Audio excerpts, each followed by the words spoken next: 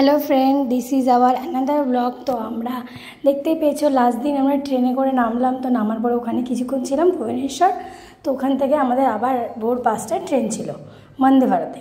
তো বন্দে ভারতের ট্রেনে উঠে পড়লাম ভোর 5টার সময়। 5টার আগে আগে উঠেছিলাম, 4:30 নাগাদ ট্রেন দিয়ে দিয়েছিলো। তো ট্রেনে ওঠার পরে আমি দেখাচ্ছিলাম আমার সিটটা কোথায় পড়েছে, আর ট্রেনটাও ঘুরিয়ে দেখাচ্ছিলাম। আমার দিদির ছেলেকে জিজ্ঞাসা করছিলাম আমার কেমন লাগছে বন্দে ভারতে উঠে। ও তো বলছিল বেবি আমার বিশাল ভালো লাগছে, ও ফার্স্ট টাইম উঠলো।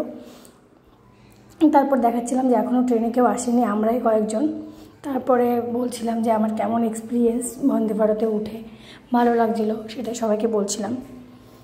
তারপরে ট্রেনের একটু বাইরের দৃশ্য দেখিয়ে দিলাম। তারপরে একটা ঘটনা ঘটেছিল, এখানে আমি একটু রেস্ট নিচ্ছিলাম, একটু ঘুমিয়ে পড়েছিলাম। আমার দিদি লুকিয়ে লুকিয়ে আমার ভিডিও করে নিয়েছিল। তারপরে আমরা যাচ্ছিলাম, যেতে যেতে বোর হচ্ছিলাম, এই আর কি এইসব করে করে যাচ্ছিলাম। সময়টা তো কাটাতে হবে, কাটছিল না সময়।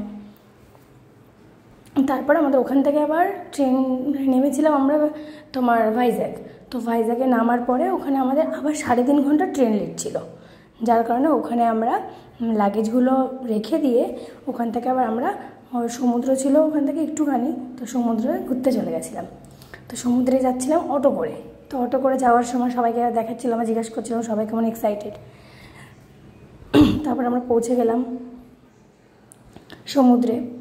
তো সমুদ্রে পৌঁছানোর পরে ভাইজ্যাগের সমুদ্রটা তো আলাদাই সুন্দর, মানে দীঘা এইসব জায়গায় তো সবসময় যাই, কিন্তু অতটাও সমুদ্রের মানে জলের টেস্টটা কম, কিন্তু এখানে জলটা মানে সত্যি খুবই সুন্দর। তারপরে কি এখানে কিছুক্ষণ থাকার পরে এতটাই রোদ ছিল, বেশিক্ষণ থাকতেও পারলাম না। তারপরে এখান থেকে বেরিয়ে পড়ে আমরা গেছিলাম তোমার ভাইজ্যাগের একটা বিখ্যাত বিরিয়ানি দোকান আছে জিশান, যেটা আমার খুব ফেভারিট। তো জিজু বললো চলো তাহলে তোমাকে খাইয়েই নিয়ে আসি। তারপরে ওখানে খেতে চলে গেলাম সবাই মিলে। বিরিয়ানি খেতে গিয়ে আমাদের সময় ছিল না, যেহেতু আমাদের ট্রেন ছিল, তাই তাড়াহুড়ো করে কিছু অর্ডার দিতে পারিনি, জাস্ট বিরিয়ানি অর্ডার দিয়ে দিলাম একটা, আমাদের ফ্যামিলি প্যাক দিয়ে দিলাম একটা বিরিয়ানির ফ্যামিলি প্যাক, আর তার সঙ্গে কমপ্লিমেন্টারি রায়তা ছিল, তো দিয়ে দিল। তারপরে ওনারাই সার্ভ করে দিল আমাদের বিরিয়ানিটা। মানে বিরিয়ানিটা সত্যি যে খেয়েছো সে তো জানবে, আর যারা খাওনি যদি কোনোদিন যাও ওইদিকে তাহলে একবার ট্রাই করো আমার কথা শুনে। মানে যারা বিরিয়ানি প্রেমী তাহলে তো জাস্ট ওয়াও লাগবে। তারপরে এখানে আমার জিজু সবার রায়তাটা নিজেই খেয়ে নিল। তারপরে আমরা আবার স্টেশন চলে আসলাম, স্টেশনে এসে ট্রেন ধরলাম। ট্রেন ধরে আমি বোর হচ্ছিলাম, আমার ভালো লাগছিলো না, একই ট্রেন কী দেখাবো বারবার।